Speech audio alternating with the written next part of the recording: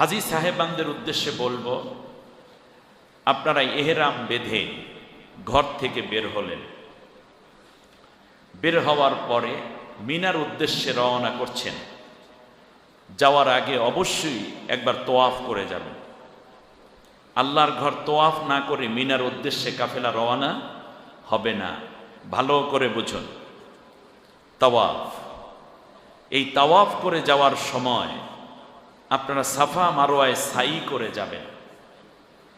যদি আজকে সাফা মারোয়ায় সাই করে রওনা করেন, তাহলে আপনারা যখন তাওফে জিয়ারত করবেন পরবর্তীতে, সেই সময় আপনাদের অর্থাৎ 10, 11, 12, 13 এই 4 দিনের মধ্যে যে কোনো এক সময় এসে আপনারা যে তাওফে জিয়ারত করবেন, সে সময় তাহলে আপনাদের আর সাফা মারোয়ায়